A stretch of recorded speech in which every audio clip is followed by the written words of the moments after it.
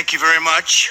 The 8,362nd meeting of the Security Council is called to order. The agenda for this meeting is maintenance of international peace and security, non-proliferation of weapons of mass destruction. The agenda is hereby adopted. I am honored to be here today to chair this meeting of the United Nations Security Council. It is also my privilege to welcome the distinguished heads of state, heads of government, ministers, and other leaders and representatives here with us. Thank you. I also wish to warmly welcome Secretary General Antonio Guterres for joining us. Thank you very much, Mr. Secretary General. The Security Council will now consider item 2 of the agenda. I will make a statement in my capacity as President of the United States of America. It is a great honor to be here today at this UN Security Council briefing to discuss a matter of urgent importance concerning and countering the proliferation of deadly chemical, biological, and nuclear weapons and the means to deliver them. The nations of the world have long recognized that certain weapons are so dangerous and can inflict so much suffering that all of us have a vital interest in preventing their further development, spread, and use. Since my inauguration, the United States has taken bold action to confront these sinister threats. Many of us are rightly focused on the dangers of nuclear weapons, but we must never forget the risk posed by biological and chemical weapons. The United States was one of the first nations to unilaterally renounce the use of biological weapons. And since World War I, we have led international efforts against the scourge of chemical warfare. Most recently in Syria, we have twice imposed severe consequences on the Assad regime for using chemical weapons against innocent civilians. I want to thank Prime Minister May and President Macron for their country's close partnership in those efforts last April. The Syrian regime's butchery is enabled by Russia and Iran. The Iranian regime exports violence, terror, and turmoil.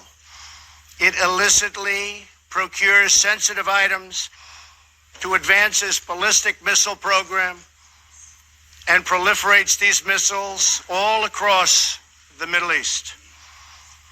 The regime is the world's leading sponsor of terror and fuels conflict across the region and far beyond. A regime with this track record must never be allowed to possess a nuclear weapon. For this reason, I announced earlier this year that the United States would withdraw from the Iran nuclear deal. This horrible one-sided deal allowed Iran to continue its path towards a bomb and gave the regime a cash lifeline when they needed it the most. They were in big, big trouble. They needed cash. We gave it to them. In the years since the deal was signed, Iran's aggression only increased. The regime used new funds from the deal to support terrorism, build nuclear-capable missiles, and foment chaos. Following America's withdrawal, the United States began reimposing nuclear-related sanctions on Iran. All U.S. nuclear-related sanctions will be in full force by early November. They will be in full force. After that, the United States will pursue additional sanctions, tougher than ever before, to counter the entire range of Iran's malign conduct. Any individual or entity who fails to comply with these sanctions will face severe consequences. I ask all members of the Security Council to work with the United States to ensure the Iranian regime changes its behavior and never acquires a nuclear bomb. With all of this said, I want to thank Iran, Russia, and Syria for, at my very strong urging and request, substantially slowing down their attack on Idlib province and the 3 million people who live there in order to get 35,000 targeted terrorists. Get the terrorists, but I hope the restraint continues. The world is watching. Thank you also to Turkey for helping to negotiate restraint. Anything the USA can do to help resolve this problem in order to save perhaps even hundreds of thousands of lives, maybe more, we are willing and able. We are available to help. In my remarks yesterday to the United Nations General Assembly, I laid out my administration's commitment to building a more just and peaceful future. Regrettably, we found that China has been attempting to interfere in our upcoming 2018 election, coming up in November, against my administration. They do not want me or us to win because I am the first president ever to challenge China on trade. And we are winning on trade. We are winning at every level.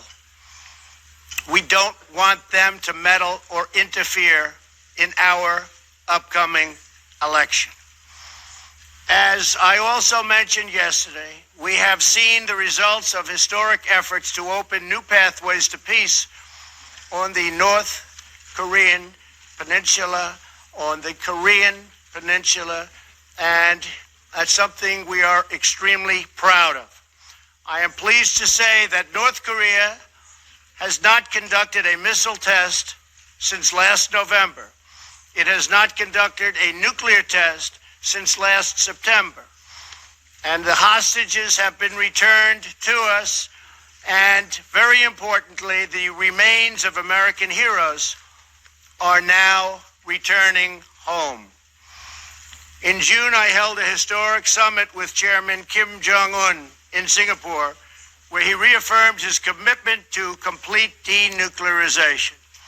Last week, Chairman Kim reiterated that commitment to President Moon at their third summit and to me in a very strong letter form. I think we will make a deal. But unfortunately, to ensure this progress continues, we must enforce existing UN Security Council resolutions until denuclearization occurs. However, we have detected that some nations are already violating these UN sanctions. This includes illegal ship-to-ship transfers, which must end immediately. The safety of the Korean Peninsula, the region, and the world depends on full compliance with UN Security Council resolutions. Very, very important. But most importantly, I believe that Chairman Kim Jong-un, a man I have gotten to know and like, wants peace and prosperity for North Korea. Many things are happening behind the scenes, away from the media, which nobody knows. But they are happening nevertheless, and they are happening in a very positive way. So I think you will have some very good news coming from North Korea in the coming months and years.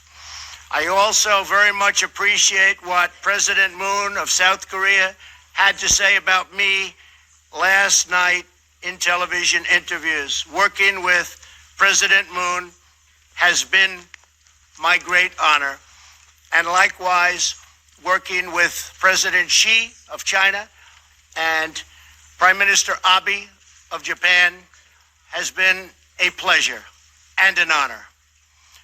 Each of us follows in the footsteps of countless world leaders, diplomats, and public servants who came here to the United Nations with the same noble goal: to build a future worthy of the patriots, true patriots, who sacrificed their lives for our nation and for our future.